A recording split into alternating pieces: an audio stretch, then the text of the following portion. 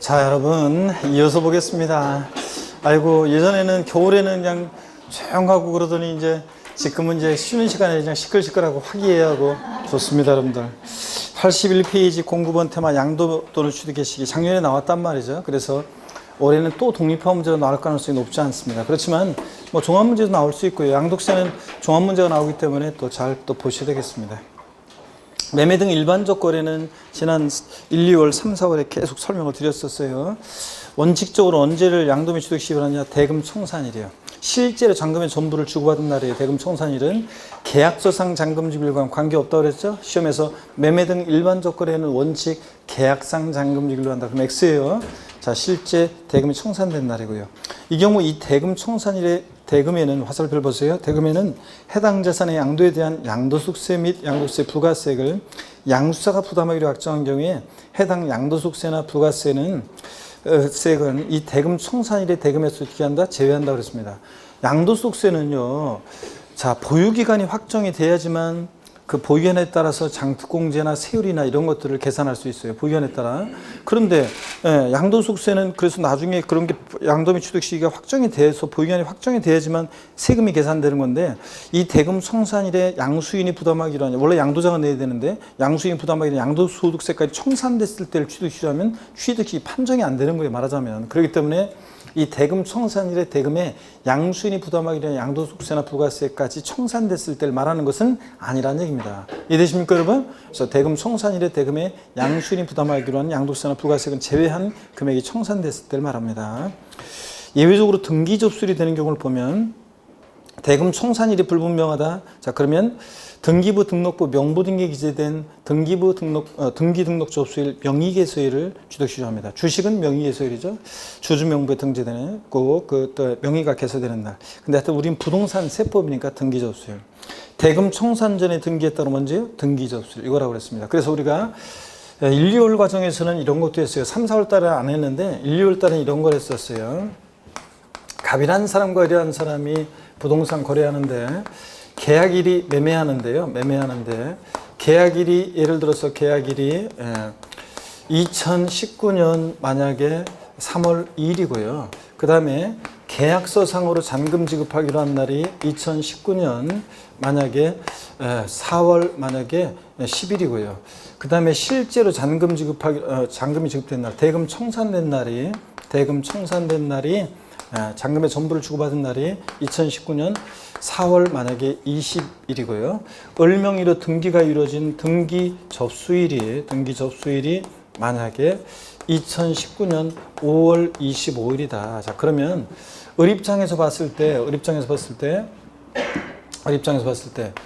양도소득세상의 취득 시기는 언제라고 했습니까, 여러분? 양도소득세상의 취득 시기는 지금 언제예요? 네? 대금 청산일이니까 원칙 언제입니까? 4월 20일입니다. 4월 20일. 자, 갑 입장에서 양도소득세상의 그러면 양도 시기는 요 사례에서 양도 시기는 언제입니까? 양도 시기는 언제예요? 1, 2월 달에 했었는데 한지가 오래돼가지고 또 가물가물하시지만, 자, 양도 시기는 언제입니까? 양도 시기는 언제예요? 그렇죠. 대금 청산일이 이 대금 청산일 4월 20일 날, 자, 대금 청산일 4월 20일 날 갑과 을이 만났잖아요. 그러니까 갑 입장에서는 이 4월 20일이 뭐예요? 양도일이고 판날이고, 을 입장에서 이 날이 뭐한 날이고? 취득한 날이고, 그잖아요. 그래서 매매의 경우는 양도 시기와 취득 시기가 같은 날이라고 그랬잖아요. 같은 날입니다. 그래서 4월 20일 대금 청산일이 을 입장에서는 취득 시기고 취득일이고, 갑 입장에서 이 날이 뭐고? 양도일이 되는 거고요. 자, 그런 거라고 했습니다. 그 다음에 등기 접수일이 이번에는 3월 25일로 하겠습니다. 그럼 똑같은 사례에서 그러면 양도소득세상의 취득시 언제라고 그랬어요? 원칙 대금 청산인데 대금 청산 전에 등기했다? 등기 접수일이고. 자, 갑 입장에서 보면은 자, 또 언제를 양도 시기로 합니까? 네, 대금 청산이 원칙인데 자, 등기가 빠르니까 언제입니까? 등기 접수일이고. 대금 청산 전에 등기했다? 등기 접수일이고요. 자, 이런 거. 그 다음에 이번 이렇게 하겠습니다. 등기 접수일을 5월 25일로 하고, 자, 그 다음에 다른 조건은 똑같습니다. 그러면 을 입장에서 취득 시기는 언제입니까? 대금 4월 20일이죠. 죄송합니다. 불분명합니다. 대금 청산일이 불분명해요. 자, 이랬을 때, 불분명할 때, 이럴 때 이제 불분명할 때, 이때 취득 시기 언제입니까? 대금 청산일인데 불분명한 먼저라고요? 등기 접수일 5월 25일. 그 다음에 양도시기 갑입장에서 언제입니까? 원칙 대금 청산일인데 불분명한 먼저 등기 접수일. 요거 같이 갑니다, 여러분들. 매매의 경우에는 양도시기와 취득시기 같이 갑니다. 그래서 제목이 양도시기 또는 양도 또는 취득시기 이렇게 되어 있는 거예요. 자, 그 다음에 계속 이어서 보면 2번 이제 여기부터는 이제 안 배운 건데 처음 배우는데 한번 보세요. 장기할부 조건 매매예요. 2회 이상의 기간에 걸쳐서 할부금을 지급하는 방식으로 매매할 때 어느 때를 양도 및 취득시로 하냐면 소유권 이전 등기 접수일이 원칙이에요. 근데 그 전에 인도받거나 사용 수익을 취득하면 그날이에요. 그래서 비교해서 중 빠른 날입니다. 소유권 이전 등기 접수일하고 인도일 사용 수익을 비교해서 중 빠른 날이에요. 자, 중 빠른 날 이렇게 기억하면 되는데 우리가 장기할부 조건 매매는 보세요. 어떤 거냐면 장기할부 조건 매매예요. 양도소득세는 어떤 자산을 취득해서 양도하기까지 있잖아요. 이 자산을 보유하는 기간 동안에 이 자산을 사용하고 수익한 것에 대한 세금 귀속 부분을요 차곡차곡 쌓아놨잖아요. 그랬다가 차곡차곡 쌓아놨다가 보유기간 동안 차곡차곡 사용 수익에 대한 세금 귀속 부분을 쌓아놨다가 이번에 일시적 우발적 양도소득에 있잖아요. 일시에 실현시키는 조세가 양도소득세입니다, 여러분. 그러면 자, 장기할부 조건 매매는 원칙은 등기 접수일인데 그 전에 인도받거나 사용 수익을 시작하면 그때부터 사용 수익을 시작하니까 그때부터 세금으로 귀속시켜야 되겠죠. 그래서 비교해가지고 원칙은 등기 접수일인데 그 전에 인도받거나 사용 수익을 시작하면 그날이니까 비교해서 중 빠른 날 그겁니다. 하여튼 중 빠른 날 장기할부 조건 매매 나오면 중 빠른 날 기억하시고 수용의 경우 양도시기를 봅니다. 수용도요. 소유권 이전 등기 접수일하고 잔금 청산일, 수용 개시일 중 빠른 날이에요. 제가 25회 시험 때 나왔을 때도 이거 3개가 나란히 나와야지. 25회 시험 전에 개정이 됐거든요. 그전에는 등기 접수일하고 대금 청산일, 잔금 청산일 중 빠른 날이었는데 자, 수용 개시일이 추가가 됐어요. 그래가지고 제가 3개가 나란히 나와야 되지 하나라도 빠지면 틀리다 그러면서 얘기했었는데 25회 시험 때 수용의 경우 땡땡 자, 땡땡 사업인정고시 1 이렇게 나왔어요. 사업인정고시는 무조건 아닌데다가 하나밖에 안 나왔잖아요. 그러니까 틀린 거예요. 수용은 중 빠른 날입니다. 3개 나란히 나와서. 다만 동그라미 2번 봅니다. 소유권에 관한 소송으로 보상금이 공탁된 경우에는 소유권 관련 소송 판결 확정일로 한다 그랬습니다. 소유권 관련 소송 판결 확정일에다가 여러분이 돼지꼬리 땡녀해가지고요. 뭐라고 썼냐면 공탁한 날 X예요. 공탁한 날로 바꿀 수 있습니다. 공탁한 날 X예요.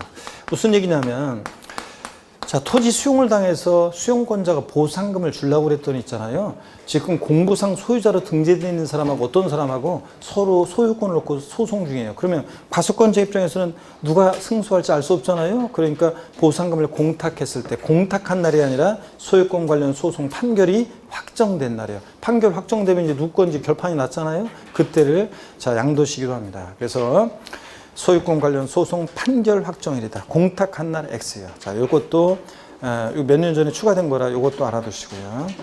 자, 원래 수용은 하여튼 중 빠른 날, 장기할부 조건 매매도 중 빠른 날 이렇게 기억하고 82페이지 넘어갑니다. 자기가 건축한 건축물이요. 허가받은 건축물, 건물을 건축해서 갖고 있다가 팔아요. 건물을 건축해서 갖고 있다가 팔 때 어느 때를 취득시로 할 것이냐. 사용승인서 교부일입니다. 취득세는 사용승인서 내주는 날. 자, 취득세에서는 건물을 건축했을 때 사용승인서 내주는 날. 양도소득세는 승인서 교부일입니다. 사용승인서 교부일이나 내주는 날이나 같은 날이에요? 다른 날이에요? 같은 날이지. 근데 정부 입법 만드는 부처가 틀리다 보니까 행자부하고 기획재정부하고 정부 입법 만드는 부처가 틀리다 보니까 용어가 틀려져 표현이 좀 다르지 의미는 똑같습니다. 사용승인서 교부일입니다. 옛날에는 사용검사 필증 교부일이었는데 이게 몇 년 전에 사용승인서 교부일로 개정이 됐습니다. 취득세 사용승인서 내주는 날이고 예외적으로 사용승인서 교부일 전에 사용을 했다 그러면 사실상 사용한 날이고 사용승인서 교부일 전에 임시 사용승인을 받았다 그럼 그날이고요. 자, 이거 무허가 건축물은 이런 허가 절차가 없으니까 지가 건물 지어놓고 뭐 한 날? 사실상 사용한 날이고요. 이런 것들. 자, 눈에 익혀둡니다. 5번 상속과 증여에 따른 취득이야. 상속받은 자산을 갖고 있다 팔 때 양도일이 이번에 파는 날인데 취득일을 어느 때로 할 것이냐. 상속은 비상속인 돌아가시면서 역사가 시작되니까 언제예요? 상속 개시일이에요. 상속 개시일. 증여로 취득한 자산은 갖고 있다 팔 때 어느 때를 취득시로 하느냐. 증여 받은 날. 증여 받은 날이라는 게 자, 소득세법 기본 통칙에서는 부동산은 등기일, 동산은 인도일을 의미하는데 우리는 증여받은 날 이렇게 아시면 된다고 그랬습니다. 자, 취득세하고 비교해야죠. 취득세에서는 증여로 취득한 자산은 어느 때를 취득시로 하느냐? 증여 계약일. 취득세에서는 증여 계약일. 양도세에서는 증여받은 자산은 어느 때? 증여받은 날. 요거요. 뒤바꿔냅니다. 서로 요거를. 주의해서 헷갈리지 않고 취득세랑 비교해서 알아두셔야 됩니다. 점유시효 취득 부동산이요. 민법 245조 1항에 여러분 평온공연하게 소유의사로 타인의 부동산을 20년간 점유한 자는 등기함으로 소유권 취득한다. 민법 이렇게 돼 있잖아요. 뭘 X야 민법 이렇게 돼 있다니까. 무조건 X야 돼. 자, 민법에 이렇게 돼 있잖아요. 평공연의 소유의사로 타인의 부동산을 20년간 점유한 자는 등기함으로 소유권 취득한다 이렇게 돼 있잖아요. 자, 근데 우리 세법에서는 어느 때 이 점유시효 취득한 부동산의 취득시는 어느 때로 하느냐 그런 얘기입니다. 자, 한번 보시면 이런 얘기예요. 1900 예를 들어서 1988년도 9월 달이면 88 올림픽이 열렸을 때인가요? 예, 이때 88 올림픽이 열렸을 때 나는 1988년 9월 달에 태어나지 않았다. 손 왜 안 들어? 손 빨리 들어야지. 손 들어야지 지금. 아 이렇게 지금 네 사람 들었구나. 그 앞동네는 왜 안 들었어? 손 들어야지. 안 태어났잖아 이때. 태어났나? 안 태어났죠. 근데 손 들어야지. 아 진짜. 자, 안 태어났나? 태어났나? 그럼 손 들어야지. 진짜 이 청춘들 빨리 손을 들어야지. 예. 이 동네 이쪽 분단 대부분은 지금 내 보니까 저 뒤쪽만 빼고 이쪽 분단 대부분들은 88 올림픽 열릴 때 생생히 생각나죠? 굴렁쇠 소년이 굴렁쇠 굴리던 것도 생각나고 생생히 생각나고 1988년 9월 달에 굴렁쇠 소년이 굴렁쇠 굴렸잖아요. 개막식에서. 자, 88년 9월 달에 평공연의 소유사로 타인의 부동산 점유 개시했어요. 점유를 개시했고 그 다음에 2008년 9월 달에 예를 들어서 20년의 시효가 만료했고 그 다음에 이제 2019년 예를 들어서 4월 달에 등기를 접수합니다. 그럼 민법에서는 등기함으로 소유권 취득한다고 되어 있지만 우리 세법은 실질과세원칙이 적용되기 때문에 등기등록과 무관하게 과세하잖아요. 양도소득세는 사용수익에 대한 것을 이것도 썼잖아요. 너무 멀리 썼네요. 사용수익에 대한 걸 세금으로 귀속시행조세라고 했잖아요. 자, 취득해서 양도하기까지 보유하는 동안에 이 자산 사용수익에 대한 세금 귀속 부분을 착착 쌓아놨다가 일시적 우발적 양도소득에 귀속시행조세예요. 그러면 이 사람 어느 때부터 평공연하게 소유사로 사용수익을 시작했어요? 이때 점유개시일 이때부터. 그러니까 양도소득세는 이렇게 점유개시일로 등기와 상관없어요. 민법은 성립요건주의를 취하니까 등기함으로 성립하고 등기에 대항하고 그렇지만 우리 세법은 실질과세원칙 적용되기 때문에 부동산 세법에서는 그래서 점유개시일로 소급합니다. 그래서 양도 및 취득 시기를 양도 또는 취득 시기가 이렇게 점유개시일로 소급해요. 이때부터 사용수익 시작했으니까. 그래서 시험에서 이거 시효 만료일로 바꿔낼 수도 있고 등기 접수일로 바꿔낼 수도 있는데 아니고 점유 시효 취득한 부동산의 취득시는 언제다? 점유개시일입니다. 이런 것들. 자, 그 다음에 계속 이어서 봅니다. 7번에 완성 또는 확정되지 않은 자산을 양도 또는 취득한 경우요. 완성 확정 전에 대금이 청산됐다 그러면 그 목적물이 완성 또는 확정된 날입니다. 대금 청산일 X라고 되어 있는데 어떤 거냐면 여기 보세요, 여러분. 자, 아파트 분양 계약을 체결하면서 보세요. 잔금 청산 전에 완성 전에 완공일 완성 전에 대금이 청산됐어요. 양도소득세는 원래 대금 청산일을 양도 및 취득시로 하잖아요. 자, 그런데 완성 전이에요. 여러분 양도소득세는 사용수익에 대한 걸 세금으로 착착 쌓아놨다가 사용수익에 대한 세금 귀속 부분을 쌓아놨다가 일시적 우발적 양도수익에 일시에 실현시키는 조세인데 이 사람이요 대금은 청산됐지만 사용수익도 못 해봤는데 세금을 귀속시키면 안 되기 때문에 완성 확정 전에 대금이 청산됐다 그러면 자 완성된 날을 양도 및 취득시로 하는 거지 대금 청산일이 아니라는 얘기입니다. 그래서 시험 바꿔내면 완성 확정 전에 대금이 청산된 자산의 경우에도 양도소득세상의 양도 및 취득 시기는 대금 청산일로 한다. X입니다. 언제요? 완성된 날. 완공된 날, 완성된 날, 확정된 날을 양도 및 취득시로 합니다. 이해하시면서도 이렇게 두시고 8번 봅니다. 환지 처분으로 취득한 토지의 경우요. 원칙 환지 전 토지 취득일이에요. 근데 예외적으로 환지 처분으로 인해서 권리면적의 증가 감소가 있는 경우에는 그 환지 처분으로 새로 받은 거니까 환지 처분 공고일에 다음 날입니다. 환지처분 공고 1 그럼 틀려요. 취득세에서나 양도소득세에서나 환지처분 공고 1 소유권 이전 고시 이런 거 나오면 항상 다음 날. 이거 꼭 기억하라고 했습니다. 다음 날. 이건 어떤 거냐면 이런 거예요. 자, 여러분 보세요. 어느 지역에 보세요. 어느 지역에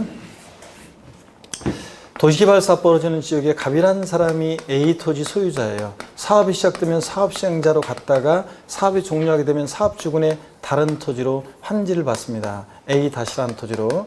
이 환지 받게 되면 지목도 바뀌고 지번도 변경되겠죠? 그렇지만 토지는 토지의 동일성에 변동이 없다고 봐서 환지받은 토지의 취득시는 언제냐? 환지 전, 종전 A 토지 취득일을 취득시로 한다는 얘기예요. 환지받은 토지 취득시는 환지 전 토지 취득일을 취득시로해요. 근데 환지 처분으로 권리면적보다 증가 감소가 있는 경우, 빚금 친 부분이요. 자, 이번에 환지 처분으로 새로 받았기 때문에 환지 처분 공고일의 다음 날을 취득시로 합니다. 여러분 금도끼, 은도끼, 쇠도끼, 나무꾼과 산신령님 얘기 아시죠? 모른다고 하진 않겠지 이런 것도 또. 자, 그래서 산에서 나무꾼이 나무하다가 잘못해서 도끼자루 연못에 풍덩 받쳤는데 수용을 못했는지 하여튼 억울해가지고 생사람수만 잃어버린 나무꾼이 망연자실 막 울고 있는데 산신령님이 연못에서 후련히 나타나시더니 금도끼 들고 나와서 이 도끼가 네 도끼냐고 그래서 아니라고 그랬더니 은도끼 또 들어갔다가 또 은도끼 들고 나와서 이 도끼가 네 도끼냐고 그래서 아니라고 그랬죠. 그랬더니 나무꾼 잃어버린 쇠도끼 들고 나와서 이 도끼가 네 도끼냐고 그래서 그렇다고 그랬더니 정직하다는 둥 감탄했다는 둥 그러면서 예, 금도끼 은도끼 쇠도끼 다 줬잖아요. 하여튼 조금 저기 의문이 생기는 게 봐보세요.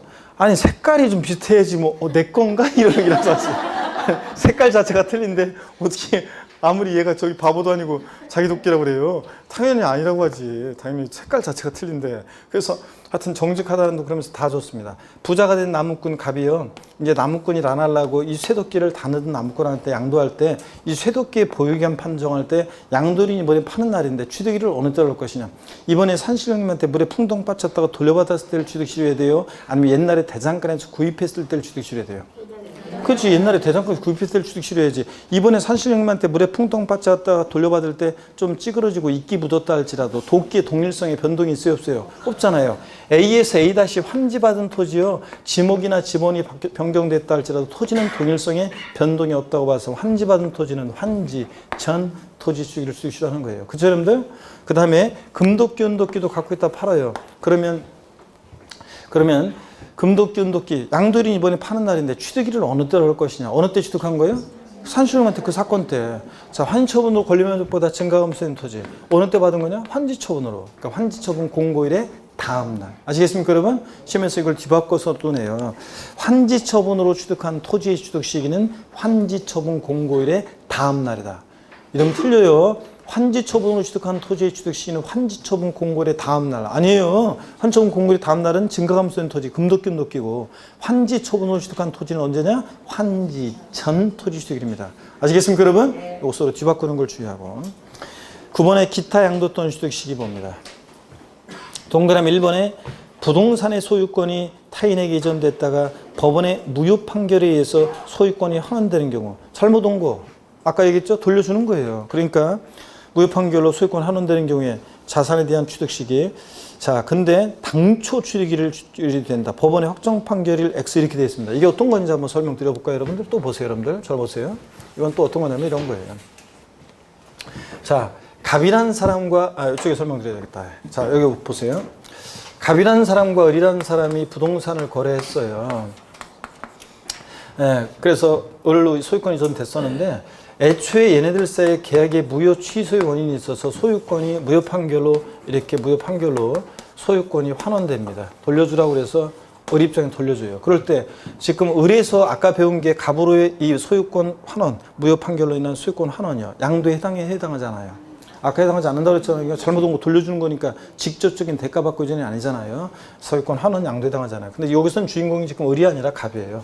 갑이 무효 판결로 소유권 환원받은 이 자산을 갖고 있다가 제3자에게 양도를 해요. 제3자에게 양도를 합니다. 그래서 양도일은 이번에 파는 날인데 취득일을 어느 때로 할 것이냐. 법원의 확정 판결로 돌려받았을 때를 취득시기로 할 것이냐.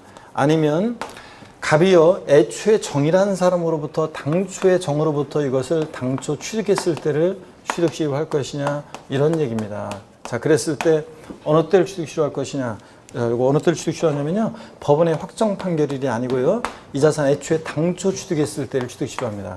여러분 왜 그러냐면 보세요. 무효 판결로 소유권 환원받은 이 자산 갖고 있다 팔 때요, 이 잘못 갔다 온 이 오유교육사는 내 인생에 없는 거예요. 여러분 이 가운데 돌아온 싱글들 계시나요? 돌싱 돌아온 싱글 여기 혹시 계시려나요? 돌아온 싱글들 입장에서 생각해보면 돌싱 입장에서는 내 인생에 한 번 잘못 갔다 온 오유교육사는 내 인생에 있어요 없어요? 없는 거지. 나는 이제 지금 만날 사람이 이제 처음 만날 사람이고 그 사람이 첫사랑이고 마지막 사랑이지, 그죠? 아이고, 그런 내 인생에 그런 과거는 없는 거잖아요.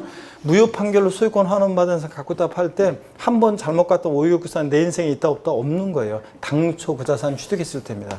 예전에 15회 추가 시험 때 이제 요거 무효 판결로 소유권 환원받은 자산을 양도하는 경우 양도 및 취득 시는 그 자산 법원의 확정 판결이다 이렇게 나왔어요. 확정 판결이 아니라 당초 취득입니다. 무효 판결로 소유권 환원받은 자산. 자, 돌싱 또 올리면 돼요. 오유교육사는 내 인생에 없다. 동그라미 2번부터는 이제 또 진짜 또 편하게 봅니다. 매매계약서 등에 의해서 기재된 잔금 약정일보다 앞당겨 받거나 늦게 받는 경우에는 실제로 받은 날이 잔금 청산이 됩니다. 하여튼 계약서와는 관계없어요. 양도세는 계약서와 관계없고 실제로 받은 날. 다만 잔금을 소비대차로 변경했다 그러면 소비대차로 변경일. 잔금 뭐 얼마 남았는데 이자 붙여가지고 이걸 뭐 매달 갚아나간다 뭐 이런 식으로 했을 때. 3번 부동산 분양계약을 체결한 자가 당해 계약에 관한 모든 권리를 양도한 경우에 그 권리에 대한 취득 시에는 당해 부동산을 분양받을 수 있는 권리가 확정된 날이에요. 아파트 당첨권은 당첨일이, 부동산을 분양받을 수 있는 권리가 확정된 날이죠. 당첨권은 당첨일입니다. 타인으로부터 권리를 인수받았다 그러면 잔금 청산 취득 시가 되고요. 한 번씩 그냥 여기 저 9번에서 동그라미 2번, 3번부터는 그냥 편하게 한 번씩 읽어보고 그냥 지나가는 거예요. 83페이지 봅니다. 경매, 공매 로 취득한 자산은 공매대금, 경락대금 완납한 날입니다. 공매일이나 경매일이 아니에요. 공매일이나 경매일은 계약일과 똑같은 거고 잔금 청산일이, 대금 청산일이 양도 및 취득시가 되니까 경락대금 완납한 날이에요. 잔금을 어음으로 교부받았다? 결제일 이러지 교부일이 아닙니다. 백날 교부되면 뭐예요? 결제가 돼야죠. 이거 한 번씩 읽어보고 가는 거예요. 그냥 줄을 끌 필요도 없이. 6번이요. 위기종을 적용함에 있어서 양도한 자산의 취득시가 분명하지 아니한 경우에는 먼저 취득한 자산을 먼저 양도한 것으로 봅니다. 먼저예요. 그래서 먼저 취득한 자산을 나중에 양도한 것으로 본다. 이런 식으로 바꾸겠죠? 먼저. 눈에 이렇게 두시고 먼저. 먼저 이렇게 강조하면 거기다 그냥 살짝 동그라미 하고 지나가면 되지. 먼저. 취득시기 의제 봅니다. 이건 중요한 거 아니에요. 이것도 편하게 보세요. 1984년 12월 31일 이전에 취득한 토지, 건물, 부동산에 관한 걸 기타사는요, 실제 취득일에 관계없이 1978년에 취득했든 84년에 취득했든 실제 취득일에 관계없이 1985년 1월 1일 날 취득한 것으로 봐서 이때부터 보유하기 시작해요. 왜 그러냐면 너무 보유기한이 오래되다 보면 취득시 입증도 곤란하고 또 명목소득만 너무 커지고 그래서 양도소득이 왜곡되는 그런 현상이 생기기 때문에 취득시기를 일정 시기마다 끊어요. 40년, 50년 막 이렇게 너무 막 이렇게 저기 되면은 막 60년 이러면 저기 하니까 끊어버립니다. 그래서 1984년 11월 30일 전에 취득한 부동산 등은 언제 취득한 것으로 본다고요? 1985년 1월 1일 날 취득한 걸로 봐요. 83년에 취득했어도 85년 1월 1일 날. 자, 주식은 이제 86년 1월 1일 날 취득한 걸로 보는데 한번 읽어보시고요. 자, 이렇게 편하게 보시면 됩니다. 10번 테마, 양도소득세, 비과세, 얘는 별표 3개 합니다, 여러분. 그래서 비과세 양도소득, 우리 지난 시간에 또 4월달 과정에서도 우리 바로 배웠었습니다. 또 한번 이걸 봅니다. 양도소득이 비과세되는 소득은 다음과 같다. 그래서 여태까지는 동그라미 1, 2, 3번만, 1, 2, 3하고 5번만 있었다가 4번이 추가됐죠. 그래서 이게 이제 오지선다 문제 내기 딱 좋잖아요. 그러니까 반드시 여러분들이 이거 올해는 비과세 양도소득에 다음 중 양도소득이 비과세되는 소득이다 틀린 거. 그래서 여기다가 다른 거 집어넣고 물어볼 수 있다고 그랬습니다. 그래서 꼭 알아두셔야 되는데 먼저 파산 선고에 의한 처분으로 발생한 소득 비과세입니다. 자, 채무자가 변제 불능 상태에 빠지면 법원에서 파산 선고를 해요. 그러면 파산 선고를 받은 채무자의 남아있는 재산은 파산재단에 속하게 되고 파산재단에 속한 채무자의 재산이 처분됐을 때 누구한테 양도소득 내라고 할 거예요? 법원에서 빈 털털이라고 인정했는데, 그러니까 파산 선고에 의한 처분으로 발생한 소득을 어떻게 한다? 비과세합니다. 제목만 아시면 되고요. 일정한 농지 교환으로 인한 소득. 3번 일정한 농지 분합으로 인한 소득 비과세입니다. 교환 또는 분합으로 인한 소득 비과세고, 동그라미 4번이 올해 추가된 거라고 그랬죠? 꼭 알아두라고 했습니다. 지적 제조세에 관한 특별법 규정에 따른 경기 확정으로 지적공상 면적이 증가 아니고 뭐 감소돼서 지급받은 조정금, 요거 비과세합니다. 당연한 건데 여러분이 지적법에서 이거 배우지 않나요? 지적법에서 여태까지 여러분 보세요. 그럼 왜 내 눈치를 보고 그래? 내가 지적법부터 가르치는 것도 아닌데. 자, 여러분 봅니다. 여러분,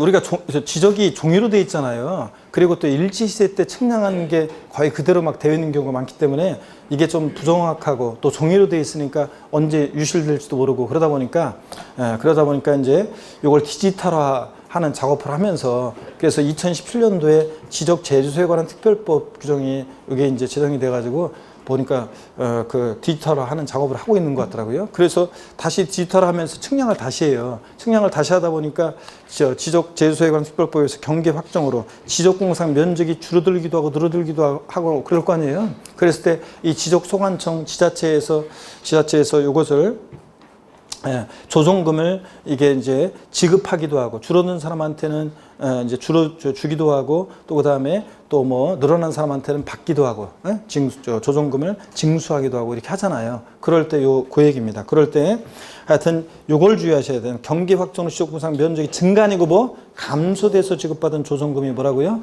요거 비과세입니다. 자, 그런 거지 증가돼서는 아닙니다. 자, 그다음에 꼭 알아두시고 5번 1세대 1주택과 그 부수토지 양도량 비과세에서 고가주택 제외라고 그랬죠? 고가주택이라는 것은 실지거래가액, 뒤에도 또 자세히 이제 나오지만, 고가주택이라는 것은 우리가 양도소득세에서 고가주택, 그러면 양도소득세에서 고가주택은 나중에 이제 부동산 임대업에서의 고가주택, 또 취득세에서 고급주택 이런 것들을 다 요건을 비교해서 또 보겠지만, 양도소득세에서 고가주택이라는 것은 실지거래가액 합계액이 기준시가 아니에요. 실거래가로 얼마요? 9억 원. 실지 양도한 가액이 9억 원 초과하는 주택을 우리가 고가주택이라고 하고, 고가주택이 해당되면 1세대 1주택 비과세를 어떻게 한다? 배제합니다. 1세대 1주택 비과세권을 갖췄어도 1세대 1주택 비과세 배제한다는 거예요. 1세대 1주택 비과세를 배제합니다. 적용하지 않습니다. 이거라고 그랬죠? 그래서 1세 1주택 비과세 나오면 항상 고가주택은 일단 비과세할 때는 제외 이렇게 나오는 거라고 그랬습니다. 또 1세대 1주택 비과세는 1세대 1주택만 비과세하는 게 아니라 그 주택과 함께 양도되는 일정 면적까지 주택, 부수, 토지, 양도로 인한 소득도 뭐한다? 비과세하고요. 하여튼 그 요건, 대략적인 요건, 자세한 요건 뒤에 나오고, 대략적인 요건 보면 1세대 비과세는 1세대가 양도련제 국내 1주택을 보여야죠. 예외 있지만, 또 양도련제 2주택을 몇 년 보여야 돼? 2년 보유하고 양도해야지 비과세입니다. 예외 있지만요. 2년 미만 보유도 비과세 받을 수 있는 예외도 있지만, 미등기 아니어야 되고요. 또 1세대 1주택과 함께 양도되는 일정 면적까지 주택, 부수토지, 양도량 소득 비과세할 때 비과세되는 주택, 부수토지 범위는, 자, 도시지역 내 같으면 주택 정착 면적이 몇 배요? 5배까지. 도시역 밖은 몇 배? 10배까지 주택, 부수토지, 양도량 소득을 비과세합니다. 박산에 일정한 농지 교환 또는 분합으로 인한 양도세 비과세입니다. 19회 시험 때 처음으로 나왔었고, 그 다음에 20회 나왔고, 또 몇 년 전에는 종합문제 속에서 지문 한 줄, 정답 지문 아니었지만 요건이 나왔었는데요. 해서 자, 일정한 농지 교환 분합으로 인한 소득 비과세하는데, 그때 요건, 교환 분합의 요건은 뭡니다. 교환 분합하는 쌍방 토지가액의 차액이 고액 토지가액에서 조액 토지가액을 뺀 그 차액의 큰 편이 얼마? 4분의 1 이하. 즉 작거나 같아야 한다고 그랬습니다. 요건, 요 요건을 알고 있는지를 계속 물어봤어요. 그동안 계속 요건, 요거 알고 있는지를 물어봤었는데, 그러면 한번 보겠습니다. 어떤 얘기냐면 이런 얘기라고 그랬습니다. 여기 보세요. 어떤 얘기냐면 이런 얘기입니다. 예를 들어서 자, 어떤 얘기냐 그러면, 교환분합이라는 소득비과세, 지난 2주 전인가도 제가 소개해드렸었는데, 교환분합하는 A 농지 가격은, 교환분합하는 A 농지 가격은 10억, 교환분합하는 B 농지 가격은 예를 들어서 8억 원. 이랬을 때 얘네들 교환분합 시 비과세 받을 수 있는지 요건을 따져보겠습니다. 쌍방 교환분합하는 토지가액의 차액이 얼마입니까? 2억.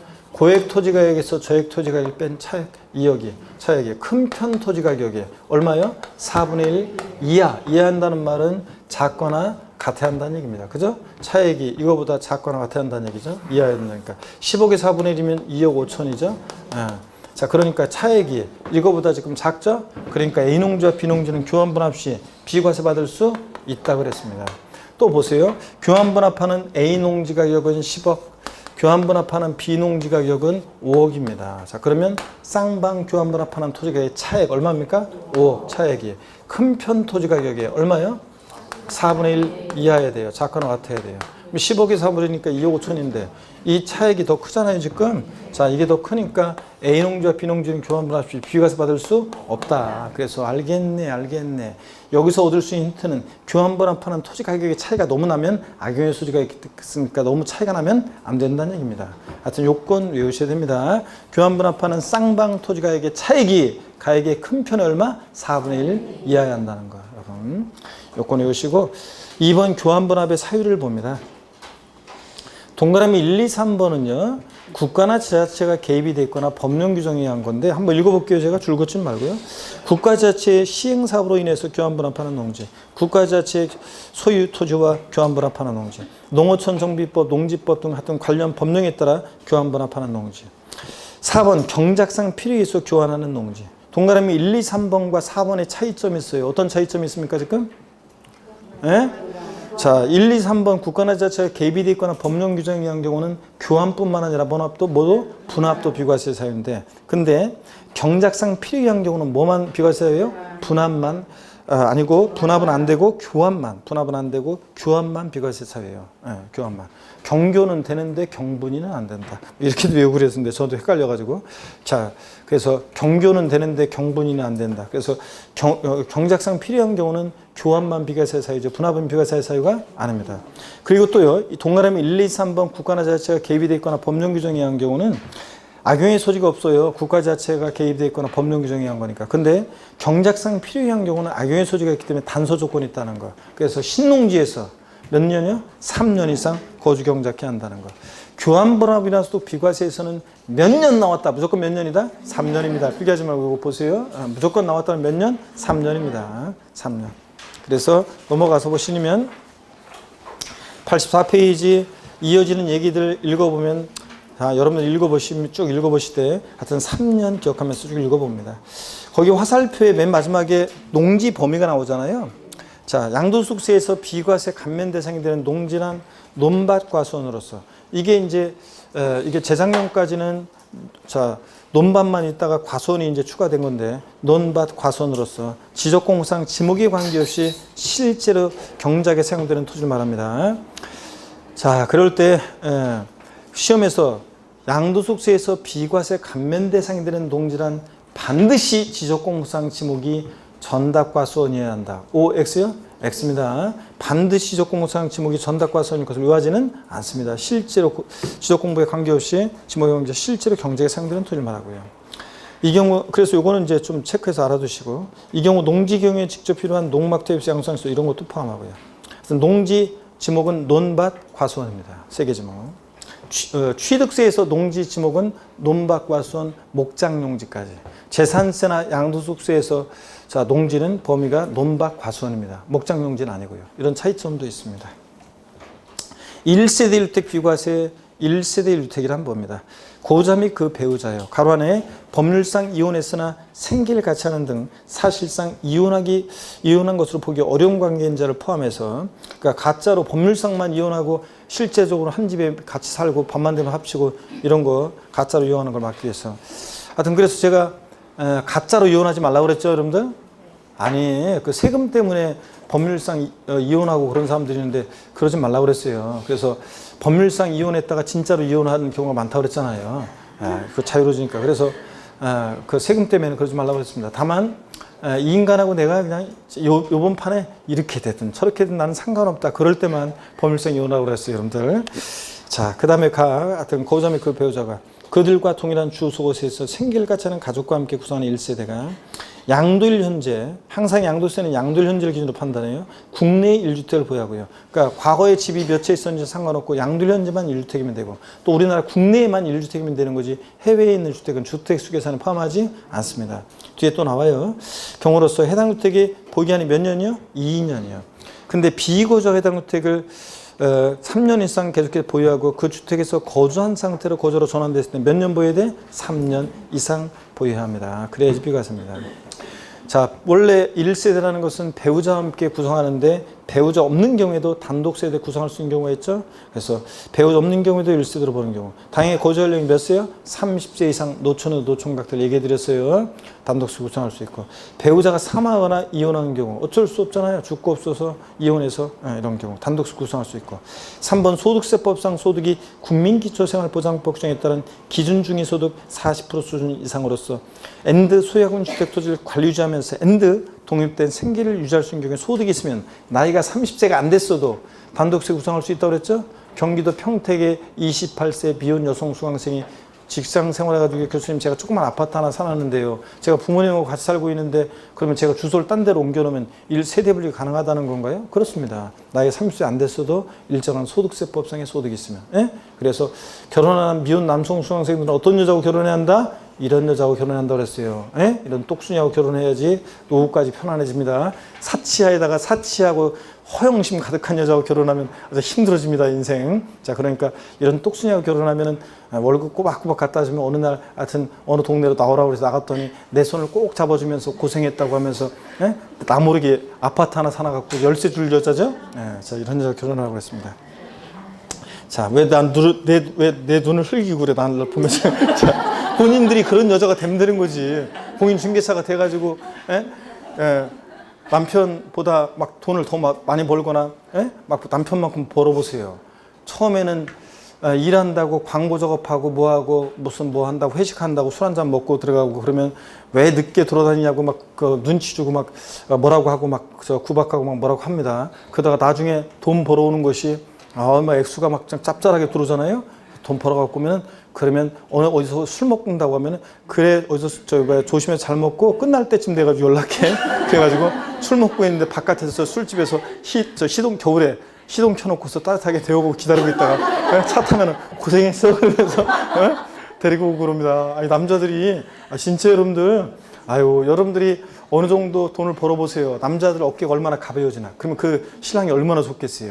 저희 신랑이 요번에는 그러면 내가 이제 여유가 좀 생활에 여유가 생기니까 노후도 조금씩 이제 요 돈으로 노후를 저축해 놓고 내 돈으로 생활하고 요거 버는 거로 뭐 저축하고 이런 구상을 남자들이 한단 말이에요. 그러면서 요번에는 어디로 놀러 갈까 막 이런 생각하면서 얼마나 편해지는데 여러분들이. 그죠? 직장에서 더러운 일 있을 때 에이 차 안 해 뭐 이럴 수도 있는 거고. 그러니까 여러분들이 그런 멋진 공인중개사가 되셔가지고 멋진 여자가 되셔야죠 여러분들. 그러기 위해서는 오늘 일단 공부부터 해야 그래서 공부부터 열심히 하시고 또 공부는 물론 이제 돈 버는 거는 성적순이 아니거든요. 진짜 성적순이 아니고 그건 뭐 공부 실전에 나갔어서 돈 버시는 거는 그거는 뭐 진짜 공부하고는 상관없더라고 보니까. 하여튼 여러분들이 멋지게 또 뭐 중개사가 되셔야죠. 이어서 계속 봅니다. 다만 가로 안에 미성년자의 경우는 이런 소득이 있어도 세대 분리할 수 없습니다. 근데 또 예외가 있긴 있어요. 이 맞박이 피단 말한 녀석이 뭐 사고 쳐가지고 결혼했다거나 다 죽고 없다거나 그러면 세대 분리할 수도 있긴 있지만 편하게 이렇게 봅니다. 중요 법령 봅니다. 2개 이상의 주택을 같은 날에 양도하는 경우에는 당해 거주자가 선택하는 순수에 따라 주택을 양도하는 것을 본다. 요거 한번 했었어요, 여러분들. 3, 4월 과정에서 한번 했었는데 지난번에 어떤 거였었냐면 여러분 보실래요? 한번 했었어요, 3, 4월 과정에서. 뭐 했었냐면 요거는 이런 겁니다. 갑이라는 거주자가 같은 날에요. 주택 2개를 같은 날에 양도합니다. 자, 같은 날에 2개 이상의 주택을 양도할 때는 이 양도 순서를 어떻게 정하느냐에 따라서 세금이 달라져요. A주택은 2년 보유했고 B주택은 1년 보유했습니다. 다른 거는 고려하지 않고 보유견만 갖고 판단해 봤을 때, 자, 갑은요, 거주자가 선택한 순서에 따라 양도한다고 본다고 그랬잖아요. 그럼 거주자는 어느 주택을 먼저 양도한 것으로 선택하는 것이 양도소득세를 부담을 최소화할 수 있겠습니까? 네?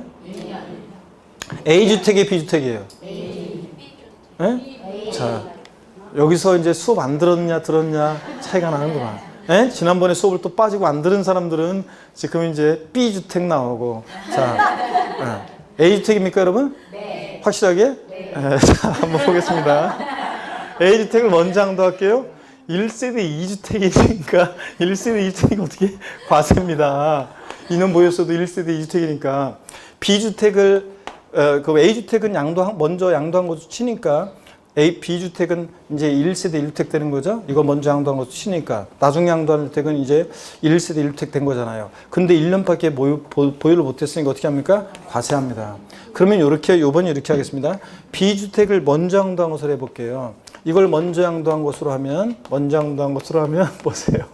1세대 몇 주택이에요? 2주택 과세입니다. 그러면 이거 양도한 것으로 치니까 나중 양도로 선택된 A주택은 1세대 1주택이고 2년 보유했으니까 뭐예요? 비과세입니다. 어느 태를 먼저 양도한 게 유리해? B주택이요. 수업을 들어도 똑바로 들어야지. 제대로 안 들으면 이런 결과가 생긴다. 아이고, 어떻게 반대로 대답했어야지. 저 대부분이 B 이렇게 하고 저 수업 안 들은 사람이 A주택 이랬어야 되는데, 아이고 진짜 여러분.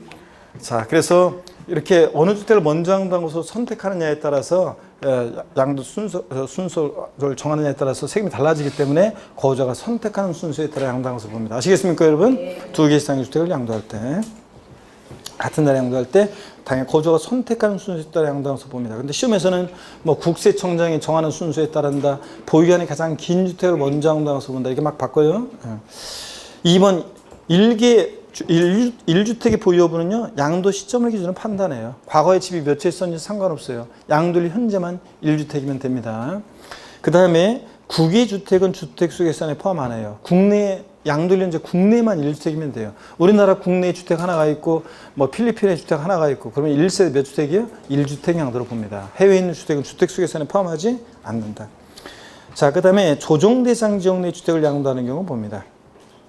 취득 당시 잘 보셔야죠 여러분들. 우리 시험에 나오면 이제 항상 양도세 문제 풀 때는 조정대상 지역이라고 하는지 조정대상 지역이 아닌 지역이라고 하는지 잘 보셔야 돼요. 조정대상 지역이냐 아닌 지역이냐에 따라서 세금이 달라지잖아요. 그러니까 비과세나 또 그 다음에 장특공제라든가 세율 적용에 있어서 차이가 나잖아요. 그렇기 때문에 반드시 잘 보셔야 됩니다. 조정대상 지역 내 주택을 양도하는 경우에는요, 취득 당시 조정지역에 있는 주택을 2017년 8월 3일 이후에 취득한 경우에는 해당 주택의 보유기간이 2년, 비거주가 해당 주택을 3년 이상 계속해서 보유하고 그 주택에서 거주한 상태로 거주로 전환된 해당 그 거주자의 주택인 경우에는 3년 이상이고, 여기가 포인트입니다. 하여튼 조정대상 지역 내 주택을 2017년 8월 3일 이후에 취득했다 그러면 그 보유기간 중에 몇 년 거주해야 한다? 2년 이상이어야 한다. 거주기간이 2년 이상이어야지 비과세 받을 수 있다는 거, 꼭 이건 상식처럼 알고 있어야 되는 거고요. 조정대상 지역이 어딘지는 참고적으로 읽어보는 겁니다. 85페이지 보충 내용을 봅니다. 보충 내용을. 자, 1번에 보니까요, 비과세되는 1세대 주택에 있어서 부부가 각각 단독 세대를 구성했을 경우에 동일한 세대로 본다. 부부는 아무리 주소를 달리해놔도 법률상 이혼하기 전까지는 1세대원을 봅니다. 그래서 남편 명의 주택은 부산에 있는데 부산에 주소를 남편은 옮겨놓고 주소를 그쪽으로 해놓고, 부인은 서울에 주택이 있는데 서울에 주소 해놓고, 그래도 1세대 몇 주택이다? 2주택으로 봅니다. 그래서 가로 안에 부부가 각각 1주택씩을 보유하더라도 이런 경우 1세대 2주택에 해당하므로 먼저 양도하는 주택은 양도세를 과세합니다. 2번 주택이라는 허가 여부, 공부상 용도분에 관계없이 사실상 주거용 상대로는 건물을 말하고요. 이 경우 그 용도가 분명하지 않으면 공부상 용도에 따르고, 또 주택 펜션이나 콘도, 합숙소, 기숙사 이런 것들은 1세대 주택 비과세되는 주택이 아니라는 거, 이런 것도 참고적으로 알아두시고요. 기본세를 봤었고. 3번 봅니다. 상속으로 여러 사람이 공동 소유한 1주택인 공동상속주택 외에 다른 주택을 양도할 때는 당해 공동상속주택은 내 의지로 소유하게 된 게 아니기 때문에 당해 거주의 주택을 보지 아니한다. 이게 포인트입니다. 다만 상속 지분이 가장 큰 상속인의 경우에는 당해 공동상속주택을 소유하는 것으로 본다. 자, 무슨 얘기냐? 여기를 봅니다, 여러분들. 자, 어떤 얘기냐면요, 이런 얘기예요. 자, 여기 보시면 공동상속주택이 있습니다. 자, A라는 주택은요, 갑을병이 있잖아요. 갑을병이 공동으로 상속받은 주택이에요. 공동상속주택이에요. 부모님 돌아가시고 나서 공동상속받은 주택이고요. 네, 그 다음에 자, 또 공동상속주택 외에요, 병은요, 병이라는 사람은 공동상속주택 외에 다른 주택이 있어요. 그럴 때 공동상속주택 외에 다른 주택을 양도할 때, 요 B주택을 양도할 때 병은요, 1세대 몇 주택 양도로 보겠습니까? 금방 읽었잖아요. 1세대 몇 주택 양도로 보는 거예요?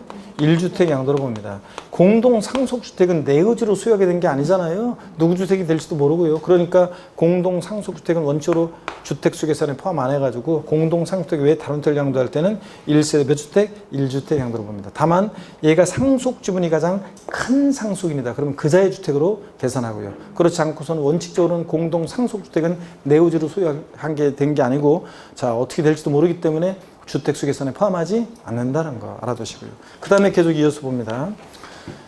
4번을 보겠습니다. 1주택을 여러 사람이 공동으로 소유하는 경우에는 각각 개개인이 1주택을 소유하는 것으로 보므로 공동 소유주택 외에 다른 주택을 양도할 때는 비과세되지 않는다. 이것도 우리가 지난 순환에 우리 문제 풀면서 살짝 제가 설명을 드렸었어요. 여기 봅니다, 여러분. 이번에는 공동 상속주택과 다르게요. 자, 이번엔 공동 소유주택을 한번 보겠습니다. A라는 공동 소유주택이 있어요. 공동 소유주택은요. 공동 소유주택이 있고, 자, 요거 갑과 을이 공동 소유하는데 갑 지분이 90%, 을 지분이 10%예요.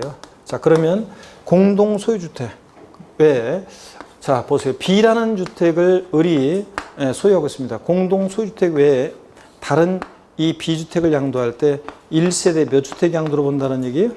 1세대 몇 주택? 2주택 양도로 봅니다. 여러분 공동 소유주택은 지분이에게 10%밖에 안 되는데요. 그래도요. 지분 10%든 1%든 공동 소유주택은 보세요. 양도세에서 1세대 1주택 비과세 계산할 때 주택수 계산할 때 공동 소유주택은 지분이 크든 작든 공동 소유자 각자가 1주택씩을 소유하는 것으로 봐요. 지분이 10%밖에 안 돼도요. 그래가지고 공동 소유주택 외에 다른 주택을 양도할 때는 1세 몇 주택? 2주택 양으로 본다는 얘기입니다.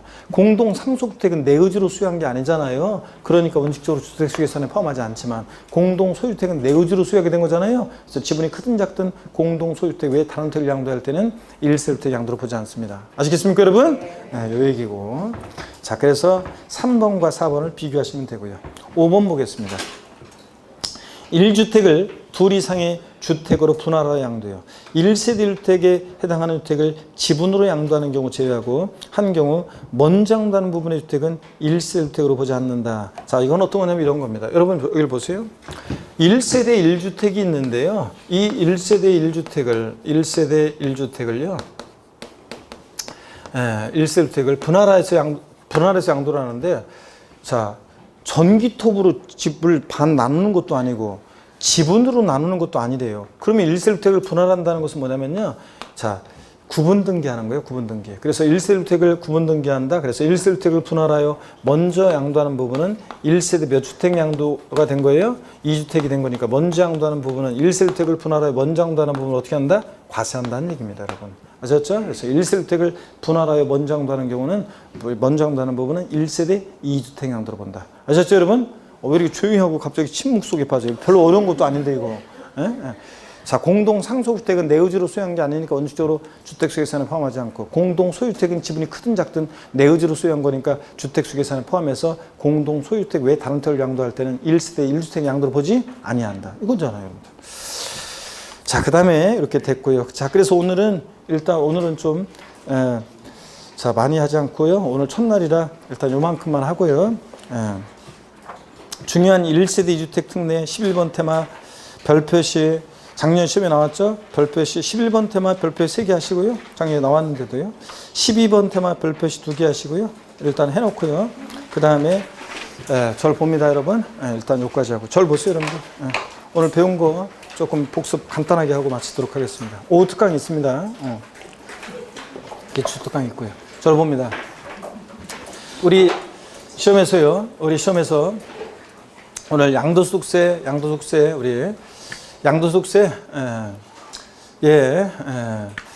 분류과세한다고 그랬습니다. 그죠? 그래서 양도소득은 종합소득이나 퇴직소득 같은 다른 소득과 합산해서 과세해요? 별도로 구분해서 과세해요? 별도로 구분해서 과세하고요.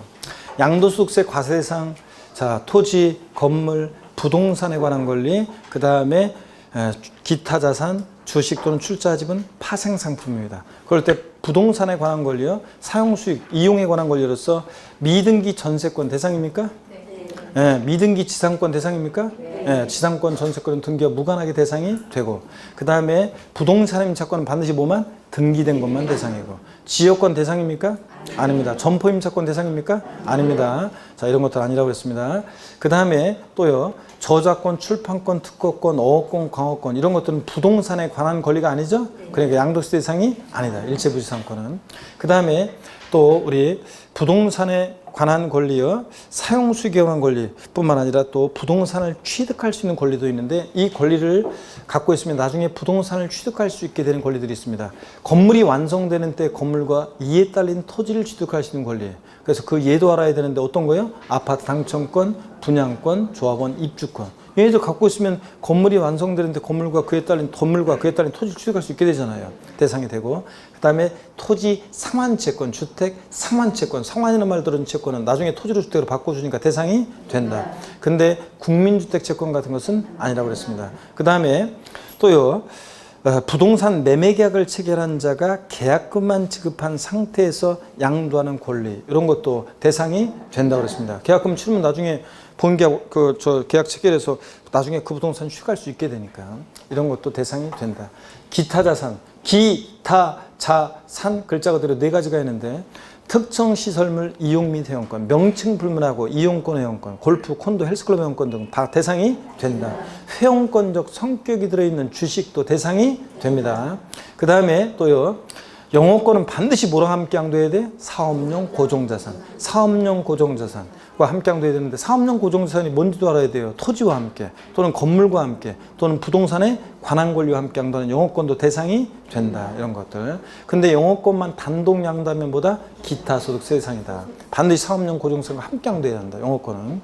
그 다음에 특정한 법인 주식, 특수업종 영위하는 부동산 과다 보유 법인의 주식. 그래서 기타 자산에 해당하는 주식 두 가지가 있는데, 요건 어떻게 였냐? 50, 50, 3년 내 50, 80% 단안주. 예? 이거 요건에 해당되는 주식이다. 그 다음에 기타 자산에 해당하는 주식을 제외하고 주식 또는 출자 지분이요. 일반적인 주식 또는 출자 지분. 주권 비상장 법인 주식은 무조건 대상이 됩니다. 대주주양도든 소액주주양도든. 근데 주권 상장 법인 주식은 원칙 대상 아니죠? 예외적으로 어느 때만 대주주가 양도하거나 또는 뭐 할 때 장외거래, 증권시장을 통하지 않고 거래할 때만 대상이 된다. 이런 것들. 그 다음에 또요. 그래서 소액주주가 증권시장을 통해서 양도하는 주권 상장 법인 주식은 대상이 아니다. 그 다음에 파생상품, 일정한 파생상품도 대상이 된다. 이렇게. 그 다음에 양도소득세, 양도가 뭐냐 물어보면 한마디로 보다 사실상 유상 이전이다. 사실상 이전만 하면 돼요. 등기누과 무관하고. 사실상 이전의 형식적 이전은 양도가 아니고, 양도 담보 목적으로 이전 같은 것은 양도에 해당하지 않는다. 사실상 이전하는 게 아니라 채무자가 유전이 사용수익하니까.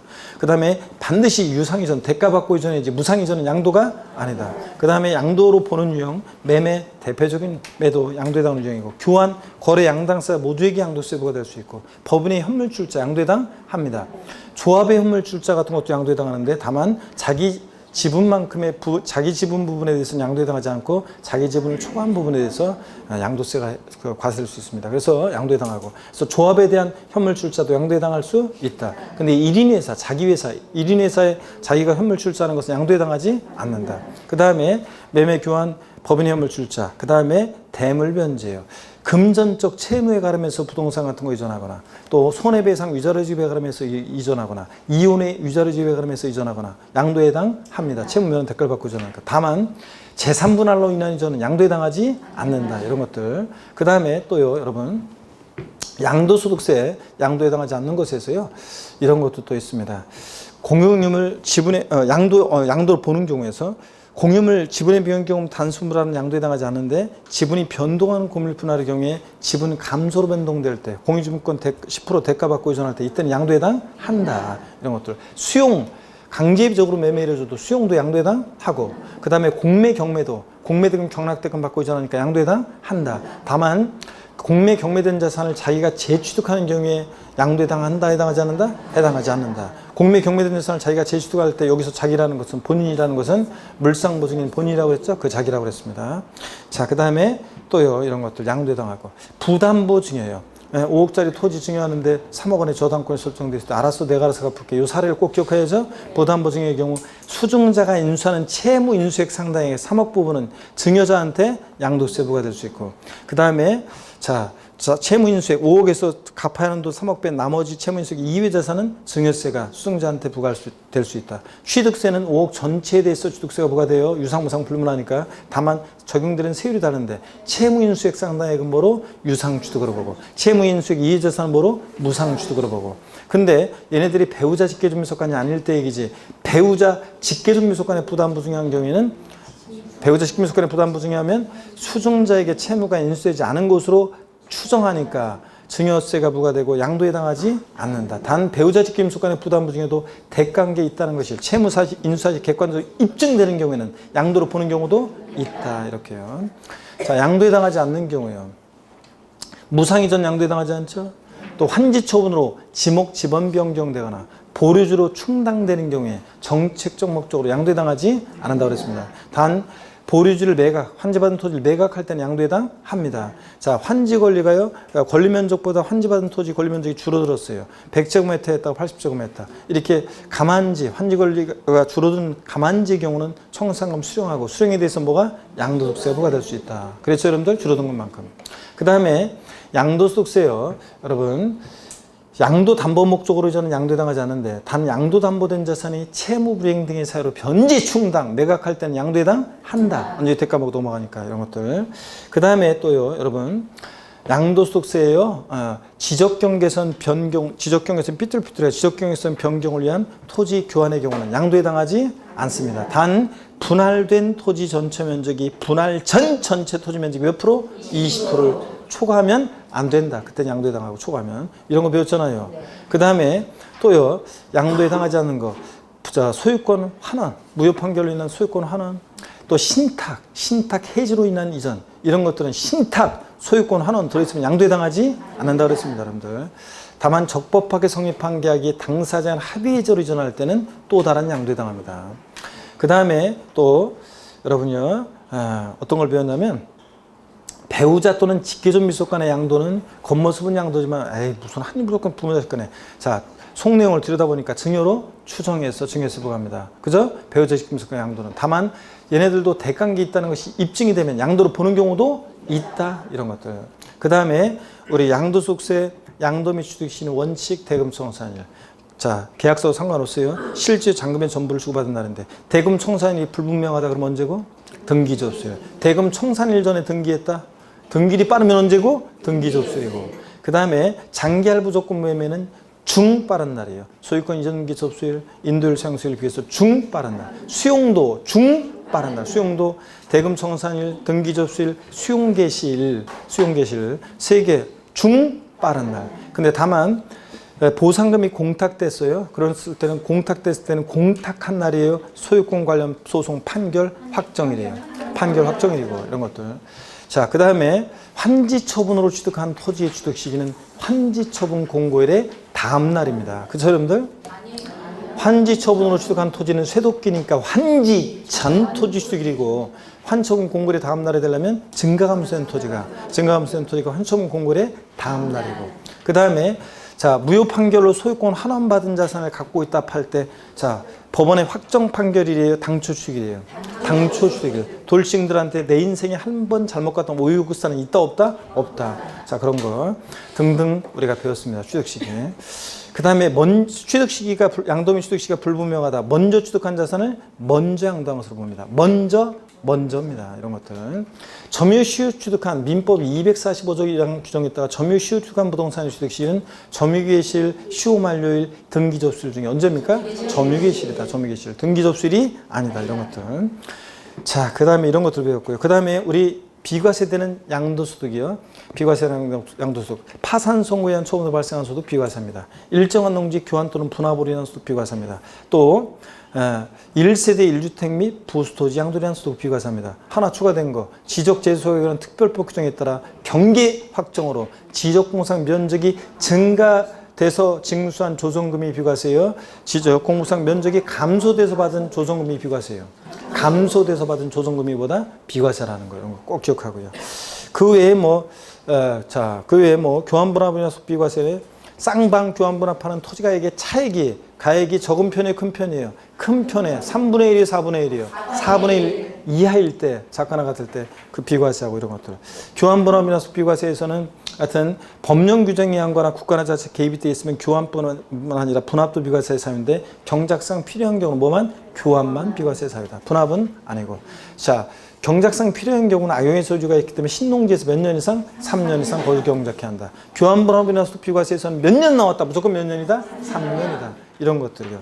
그 다음에 우리 1세대 1주택 비과세에서 하여튼 조정대상 지역 내 자, 주택을 2017년 8월 3일 이후에 취득했을 때는 자, 원래 2년 보유, 비거주하고 거주로 전환될 때는 1세대 비과세 몇 년 보유해야 돼? 3년 보유. 이 보견 중에 몇 년 거주해야 돼? 조정대상 지역 내 주택은 2년을 거주해야 한다. 2년을 거주해야 한다. 에? 아, 이거 상식이지, 이건 2년을 거주해야 한다는 거. 그 다음에 공동 소유주택 외에 다른 주택이 있을 때, 공동 소유주택 외에 다른 주택이 있을 때 갑집은 90, 을집은 10%. 공동 소유주택 외에 다른 주택을 양도할 때 1세 몇 주택 양도로 봐? 2주택 양도로. 공동 상속주택 외에 다른 주택을 양도할 때는 1세 몇 주택? 1주택 양도로. 다만 얘가 상속지분이 가장 큰 상속인이면 그자의 주택으로 계산하지만 원칙적으로 공동 상속주택은 내 의지로 소유하는 건 아니니까 주택수 계산에 포함하지 않는다. 오늘 요 정도 아시면 되겠습니다. 잘하셨고요. 자, 저를 잠깐만 마지막 멘트 달릴 시간 줘요. 하여튼 5월 이제 핵심 요약 정리로 이제 요약집을 합니다. 요약집으로 하니까 좀 압축이 되고 좀 보기가 편하지죠? 예, 그래서 이제 외울 사항들은 이제 외우시고 하면서 이제 완벽하게 가셔야 되겠습니다. 그래서 5월달, 6월달, 5월달, 6월달 잘못 보내고 어영부영 하고 이제 이렇게 하시다가 몇 번, 한두 번 나오다가 또 몇 번 빠지고 이런 식으로 해서 공부하면 문제풀이 들어갈 때는 이제 힘들어집니다. 다른 사람들 문제 연락이 풀 때 혼자서 생각하고 있는데 넘어가고 혼자 생각하고 있는데 넘어가고 이러면서 이제 그때 이제 힘들어집니다. 그러니까 반드시 여러분들이 하여튼 5, 6월달 하여튼 비상한 각오를 갖고 잘 버텨내겠노라. 푸르른 5월에 나는 하여튼 묵묵히 합격을 위해 전진하겠노라. 다짐하는 의미에서 오늘 힘찬 박수 치면서 마치겠습니다. 고맙습니다. 수고하셨습니다.